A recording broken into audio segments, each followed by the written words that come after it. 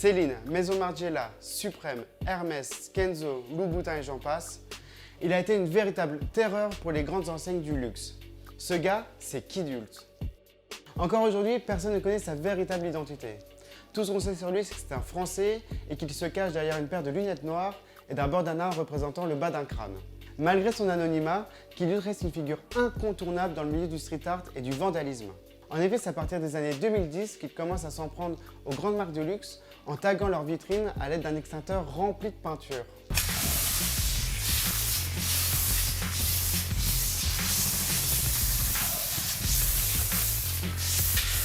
Si Kidult vandalise les vitrines de ces grandes marques de luxe, c'est principalement ce qu'il leur reproche d'utiliser et de s'approprier le street art à des fins commerciales. En effet, Kidult estime que ces entreprises détournent l'essence même du street art pour en faire un produit purement marketing, dénaturant ainsi ce mouvement artistique qui se veut libre et non conventionnel. All those retail outlets that you see, they all used graffiti as a commercial tool before. But it was either to get more loot or to be cool without even knowing anything about the culture. I mean, I ain't simply just said what's up to them. If they really like graffitis, I just give them what they love. Si la majorité des marques n'ont pas réagi publiquement, l'une d'entre elles a voulu retourner la situation à son avantage, provoquant une petite guéguerre entre le graffeur et la marque. Et bien cette marque, c'est Marc Jacobs. En effet, ce clash a débuté en 2012 lorsque Kidult a tagué la devanture du magasin Marc Jacobs de New York avec le mot « Art ». En guise de réponse, Marc Jacobs a sorti un t-shirt avec la photo du tag accompagné de la phrase « Art by Art Jacobs ».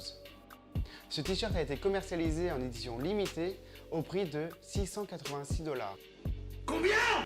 Pour riposter à ça, Kidult a sorti quelques semaines plus tard un t-shirt similaire, mais cette fois avec la phrase Not Art by Kidult et vendu au prix de 6,86 $. Mais Kidult n'avait pas dit son dernier mot puisque l'année d'après, il avait tagué une nouvelle fois la vitrine de Marc Jacobs, celle de Paris cette fois, avec le tag 686. A noter également qu'une autre figure de la mode a répondu à Kidult et cette personne c'est tout simplement Agnès B qui après avoir été victime d'un de ses tags lui a envoyé ce message.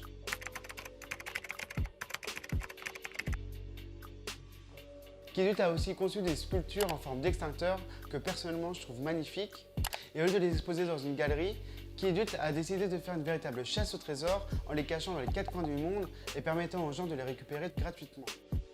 Alors pour la petite histoire personnelle, moi je n'ai pas trouvé un extincteur de Kidult, mais en 2013 j'avais trouvé un extincteur lambda dans la rue que j'ai repeint à la manière de Kidult. Enfin bref, cela fait maintenant quelques années que Kidult n'est pas réapparu en public. En effet, son dernier coup remonte au 9 octobre 2018 lorsqu'il avait tagué la devanture parisienne du magasin Balenciaga avec ce message « Merry Crisis ». Mais depuis, plus de nouvelles. Alors, que penser de Kidult ?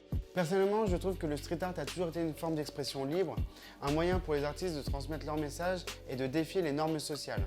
Dans ce contexte, je trouve que Kidult a toujours été un gardien de cette tradition, utilisant son art pour critiquer la commercialisation et la récupération du street art par le monde du luxe.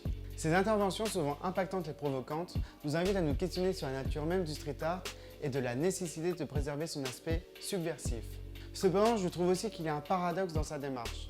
En effet, en taguant ses vitrines, Kidult a inévitablement mis en lumière ces grandes marques de luxe, leur offrant même parfois une opportunité marketing inattendue.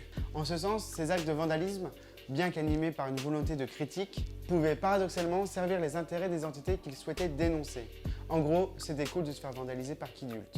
Et toi alors, qu'en penses-tu? N'hésite pas à me le dire en commentaire. Et si tu as aimé cette vidéo, tu peux toujours mettre un petit like ou la partager. Quant à nous, on se retrouve bientôt pour une prochaine vidéo.